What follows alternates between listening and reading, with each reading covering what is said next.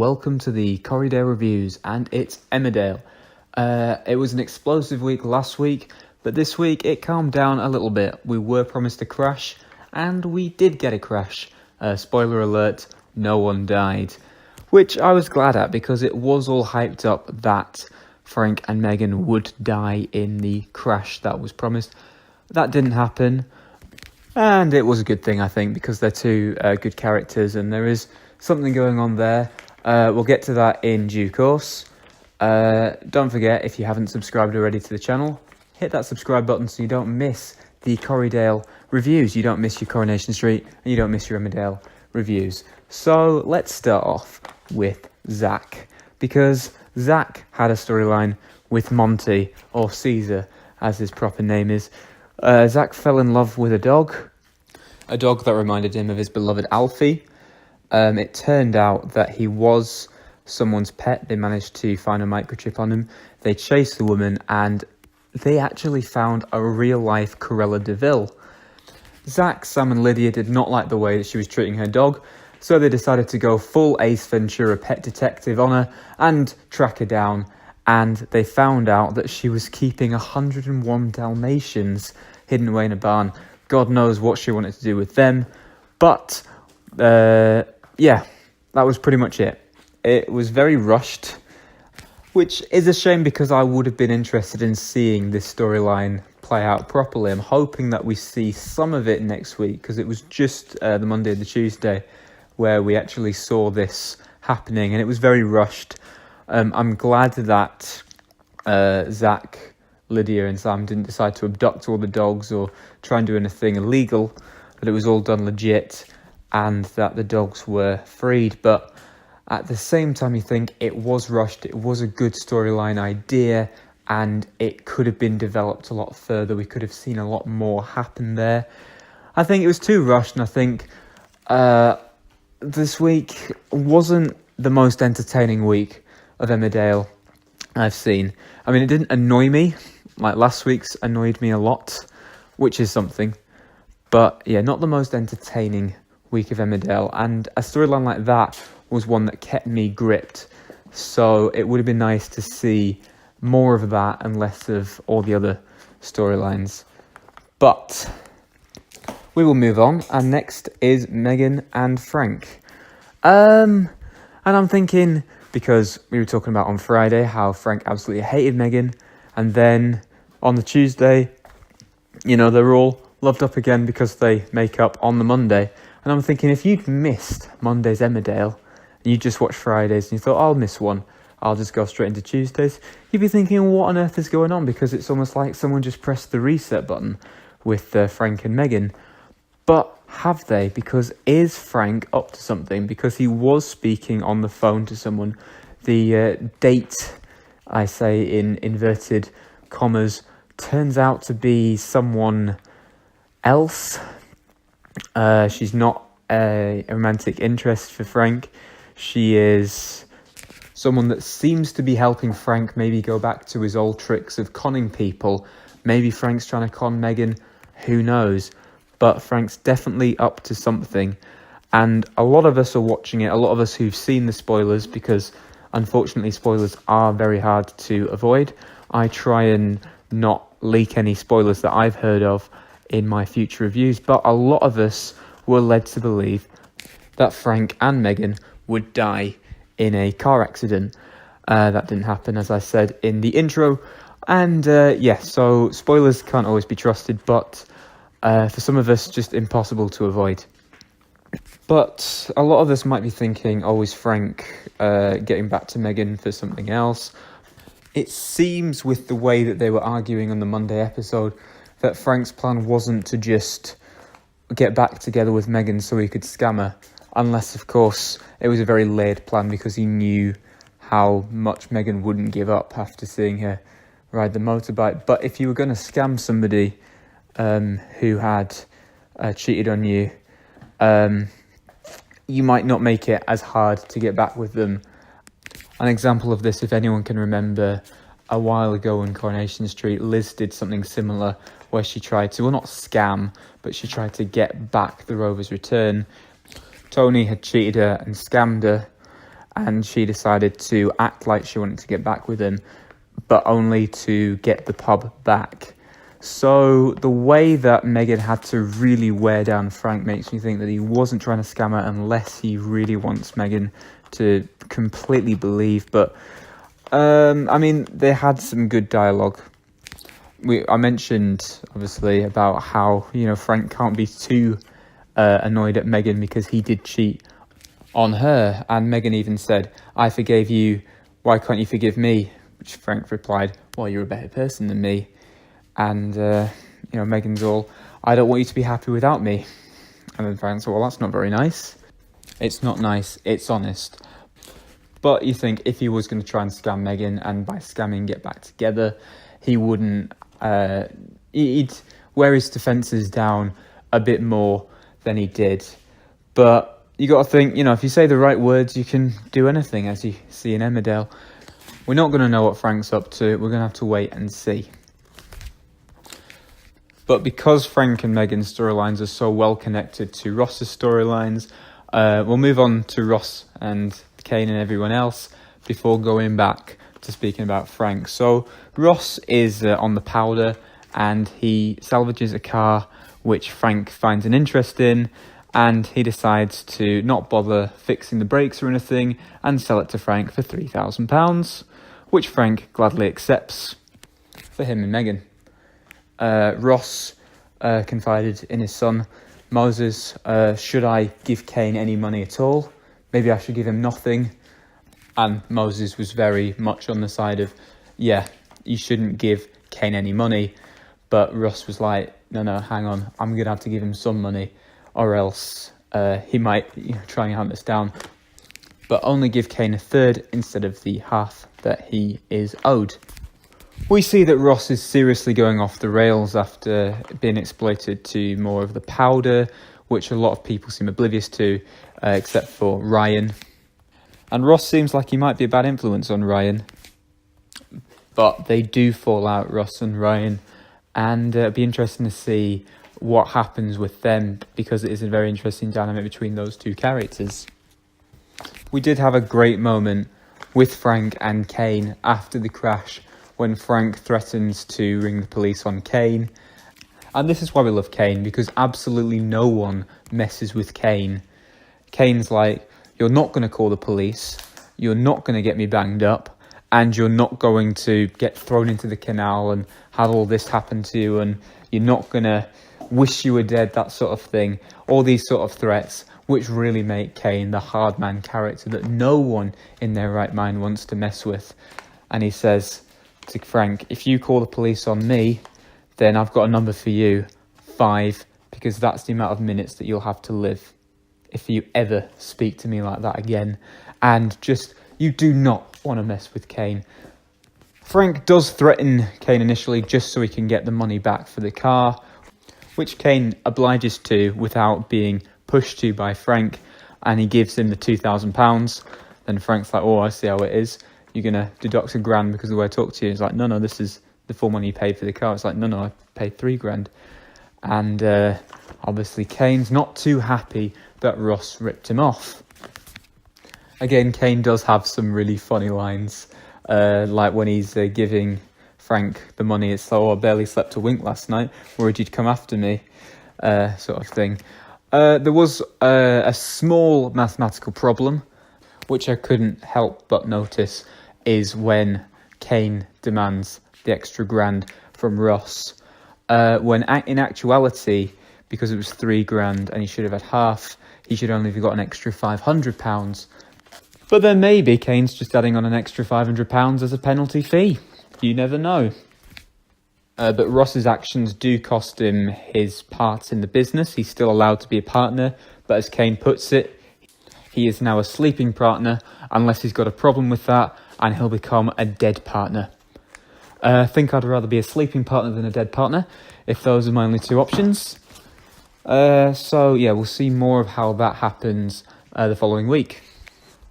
But this wasn't the only storyline that Kane was involved in. Kane was also involved with everything to do with Sarah, although not as much as other characters like Faith. Sarah overhears Faith talking about how she could die after the transplant. And don't you just love it when soap characters overhear other characters speaking about them and take it out of context and make foolish decisions based on what they misinterpreted? Don't you just love it when that happens? Because that's what happened with Sarah. Sarah decides to refuse a transplant, which greatly upsets her mother and her entire family. And a lot of the characters like Debbie and Kane speak to her, but Sarah refuses to take the transplant and says she wants to die. So what does Faith do? Well, she abducts her and takes her to the moors. Now, if you didn't know what Emmerdale was, and I just said Faith abducted Sarah and took her to the moors, you'd think it was some sort of Brady Hindley-esque abduction, but actually she just takes her to a pub at 9:30 in the morning. Now, is Faith an alcoholic? Because Faith asked for a G&T, to which Sarah says, it's 9:30 in the morning. So Faith says, well, okay, make it a double then. Is Faith going to be an alcoholic? Is that going to be something that we see later on? Who knows? We've already got one alcoholic in the village, which is Graham. I'm hoping he comes back soon. Maybe we're going to have another. Faith is a fantastic character and a great addition to the show, and I do love her relationship that she has with Sarah. I love Faith's role in the family because she is sort of like the matriarch, but at the same time, she is this reckless free spirit who you really don't want to get on the wrong side of. You want to be friends with Faith. You do not want to be enemies with Faith. That is pretty much the story. She brought up a story about how she had an ex called Trevor, and they agreed to get tattoos of each other's names on them. And Trevor comes up with a big tattoo of Faith, whereas Faith says, because she knew that Trevor was cheating, Trevor, you ain't so clever. And he's stuck with a massive tattoo saying Faith. Faith knows that he's cheated on her, and she dumps him, but allows him to keep a tattoo with her name on it. I was thinking, because he's got that big tattoo with Faith on his arm, he should maybe add the words "on" to the left of it and "full" to the right of it to sum up the character that he is. Maybe we'll see Trevor later on in the show. It'd be a very nice addition to the cast if we saw a bit of Trevor, and it would allow us to know a bit more about Faith. I mentioned in the last review that Emmerdale do flashback episodes, and the very first flashback episode they did involved Faith. And it was great because it was nice to know a bit more about the character and her past and her reasons for making the decisions that she did. Faith's venture was successful, thankfully, and Sarah decided that she would accept a heart donation if she was able to get one, which was a great relief to all of her family.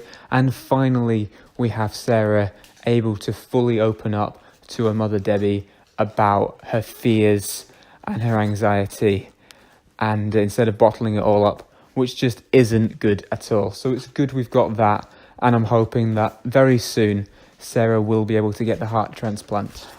Again, it's nice that they offered us a few funny moments, such as when Faith gets embarrassed after saying to Sarah, oh, this whole thing is breaking my heart, and then Sarah just sort of looks at her.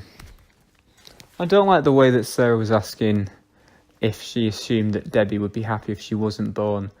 Obviously, you know, when you are young, you don't really appreciate the love that a lot of people feel for you. But at the same time, I'd have hoped that she would have been aware of how much Debbie cares about her and how Debbie would do absolutely anything to save her life. I mean, it was one of the big reasons why she decided to have Jack. Well, no, the reason she decided to have Jack was to save Sarah's life. Sarah notes that sometimes she wishes she was Jack, and sometimes wishes she'd been born a boy. Are we going to get another transgender character in the show? And speaking of transgender characters, let's talk about Matty. Matty finds himself a date, gorgeous girl, stays out all night.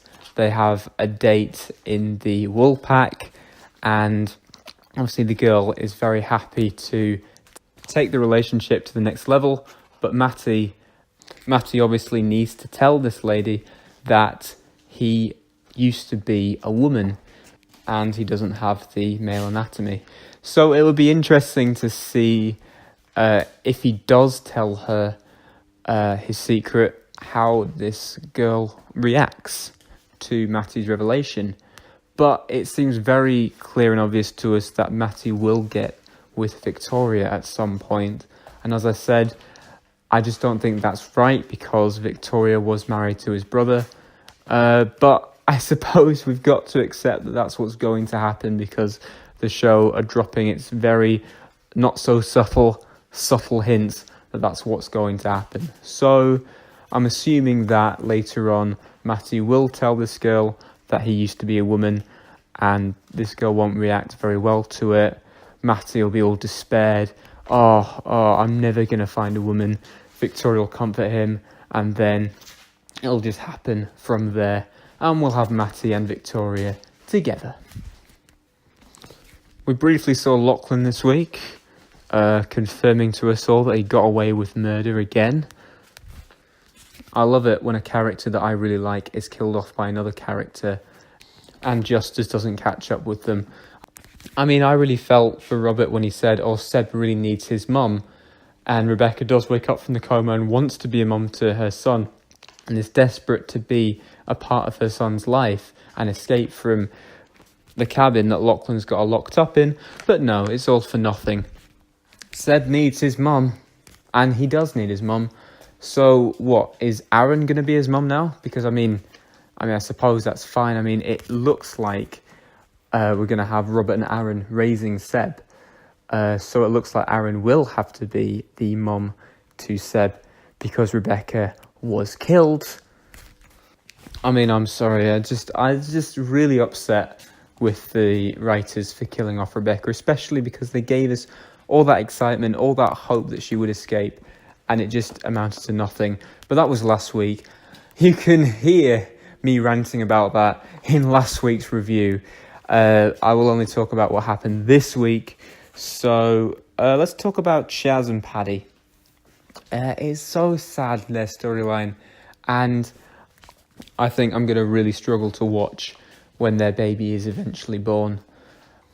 This week, Chaz and Paddy heard the story of another woman who said that she lost her baby daughter, which obviously Chaz and Paddy could relate to, and they had a big discussion. They asked her a lot of questions, such as, did she regret going through the pregnancy?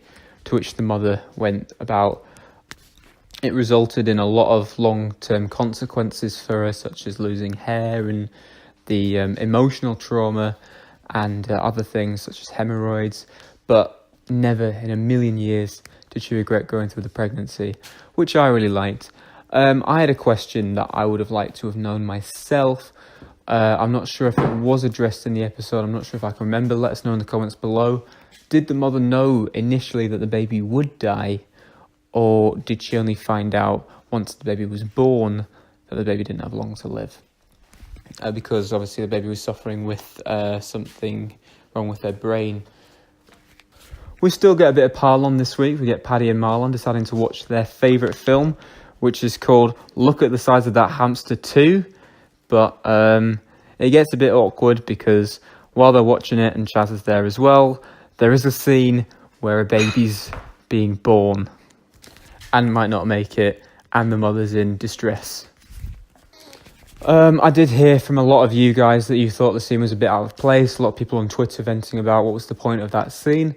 I think it was quite a good way of establishing the tragedy of the situation that Paddy and Chaz are going through and how inescapable and unavoidable it is that even when they want to turn to the comfort of a rubbish, funny film, that the reality of the situation of what's to happen, their baby being born and their baby dying, is something that they cannot avoid no matter how hard they try.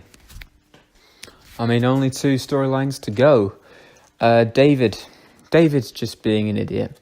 David was all there was Maya and Trace and Victoria. You know what? I'm happy being single. Guess who walks in? It's Maya. Oh, do you want to be in a relationship? Oh, okay then. And yeah, now they're in a relationship. And Jacob comes back early. It's that whole thing, I'm back early. Oh no, there's someone here I don't want you to see yet. I mean, a normal person would just say, Jacob, this is Maya, and we want to be in a relationship, especially because he okayed it with Maya that she didn't mind Jacob knowing. And I mean, what does David do? He pushes Maya underneath the table and gets her to hide, which just makes it all the more uncomfortable and upsetting for Jacob when he sees Maya underneath the counter wearing barely any clothes. Obviously, I don't think this Maya character is a bad character. I do love how Jacob confides in Tracy, and I love the fact that Tracy says to Maya that she does really care about Jacob, in fact loves him like a son. It's nice that she was his stepmother for a while and the two have a bond, which it's really nice to see, and it would be great if we see more of Jacob confiding in Tracy in future episodes about other things. Tracy didn't want to tell Jacob that she'd had a termination. She just said there's a reason why me and your dad can never get back together. And then Jacob comes and he tells David and Maya, I've spoken to Tracy and she's told me why you two can't get back together. And then Maya's like, oh, so she told you about the abortion then? Which, you just don't say. Tracy gives Maya the benefit of the doubt, but yeah. David and Maya, ladies and gentlemen. So finally, let's talk about Beth and Amelia. Obviously, one thing that really confuses me about this storyline is, does Beth actually care about Amelia? Because I was led to believe that Beth really doesn't care about Amelia. She's always just used Amelia to get at Daz. But this week's episodes have confused me. Dan and Kerry allow Beth to visit Amelia just to cheer Amelia up and try and cure her Stockholm Syndrome. This only prompts Amelia to plan to run away to Scotland with Beth. I found it strange that Dan and Kerry were so approving of Beth coming round to visit Amelia. I mean, it does cheer Amelia up and gets them back in the good books. But this girl abducted their daughter, so I found it a bit strange to see them being so pleasant to Beth. A complete 180, just like we saw with Frank and Meghan. But yes, Amelia plans to run away to Scotland with Beth, and we see at the bus station Beth returning to her old tricks with Amelia. Oh, your family don't care about you. Your dad doesn't care about you. No one cares about you. I'm the only one that cares about you. It looked like Beth had changed so much, and then she just goes back to her old tricks. But her saying this, instead of prompting Amelia to get on the bus, encourages her to not get on the bus and stay, much to the relief of Dan and Harriet, who are on the other side of the bus. Amelia says to Beth, oh, I know why you said all those things, just to try and win me round. But I'm still confused. Because I just don't believe that was the reason why Beth was saying those things. I believe that Beth was saying those things to convince Amelia to get on the bus instead of do what she actually did do and not get on the bus and go back to her family. Which reinforces the question, does Beth care about Amelia or not? Because I believed and still believe that Beth doesn't care about Amelia. She only wanted to use Amelia to get at Daz. And obviously the turmoil that going to Scotland with Amelia would do to Daz would be another way of getting back at Daz, carrying on the whole abduction. But we won't be seeing Beth for another 8 months because Beth is in prison, where she belongs. And I'm hoping that when the 8 months expire and Beth is released, that we will see her in the village, and hopefully by that time Amelia is cured of her Stockholm Syndrome. I think that would make a very interesting storyline. Anyway, the consequences of this storyline with Beth and Amelia is the fact that because Amelia was so reckless in getting the bus tickets and hotels, she has maxed out Dan's credit cards and Dan is now broke, setting up another storyline with how is Dan going to afford to, survive. I'm sure we'll be seeing more of that storyline next week. Again, it's strange to see when Beth is trying to convince Amelia to get on the bus, Amelia's all like, well, no, my dad does care about me. My dad does love me. My dad was doing all this for me. it's similar to what I was saying about Ali in my Coronation Street reviews and the way Ross was with Sarah, in that a character is believing one thing and just shutting out all other arguments. They disregard all arguments until somebody else tries to take their side, and then they say, well, actually, this is the case. I suppose I understand this. I understand that this is actually the case.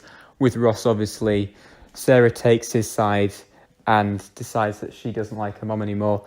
And Ross is like, well, she didn't plan on it being an acid attack. And in Coronation Street, you've got Ali with the factory, where she's like, well, I suppose that I shouldn't be running the Connors family business because I should have only received X amount of shares instead of all the shares. So yeah, that's pretty much all the storylines this week. All in all, it was an okay week. There have been better weeks on Emmerdale, but there have been worse weeks on Emmerdale, such as last week, one of the more pointless weeks in Emmerdale. At least there were no pointless scenes. At least every scene had some impact on the plot and the development of the show and future story threads. Standout character of the week for me has to be Faith. I love the back and forth that she had with the landlady at the Moors Inn. You still owe me £6 for the tab. And she's like, well, I have sort of been struggling with cancer. All right, okay, we'll call it a £5 then. It's nice to see characters like this in, and it sort of helps with Sarah as well, because it's so refreshing to have someone speak to me and be aware that I've got a serious condition and just not care about it and not be making a fuss. And it helps us move it along, because obviously Faith's like, don't push people away, because then you're like me, where I was suffering with cancer and I had no one come to look after me. At least you've got people that care about you. You've got to understand that's a good thing. So yeah, definitely Faith was my standout character this week. No real characters that I had a problem with. There were no bad characters this week, only good characters. My favourite storyline, I think, has to be what we had of Zach, Sam and Lydia going full Ace Ventura on this woman who had the dog that Zach found. And as I said earlier, it was a shame that it was very rushed. We didn't see much on the screen. I can imagine that there probably was more scenes of that storyline filmed, but I just don't think there was enough time for them to show that. And they didn't want to be cutting scenes from any other storylines, because, as we know, a lot happened this week and there's only so much time that they're allowed. So it is a shame that we didn't see more, because I was looking forward to maybe seeing the woman getting arrested, having a confrontation with Zach. What are you doing in my house? How dare you? Just as Tracy did to Maya, I'm going to give Emmerdale the benefit of the doubt with that and assume that there were more scenes, but we just didn't see them, which is a shame, because it was probably my favourite storyline, because it was a lot lighter than some of the other threads this week. But anyway, let me know if I've missed anything. Let me know what your favourite storyline this week was. Let me know who your standout characters were. Let me know if any characters you didn't particularly like this week, because I'm always very interested to know what you guys think as well. Let me know if you enjoyed the review. Let me know if you wished I mentioned something else in the review. Let me know if you disagree with anything I said. I look forward to reading through the comments later. And don't forget to like, comment and subscribe to the Corriedale reviews, and push that notification button so that you do not miss when I can be bothered to post a review. I'm sorry that I've left it late as Sunday. It has been a very busy week for me, and I only managed to finish watching all the episodes today, hence why the review is so late. You will hear from me again sometime next week with a Coronation Street and an Emmerdale review.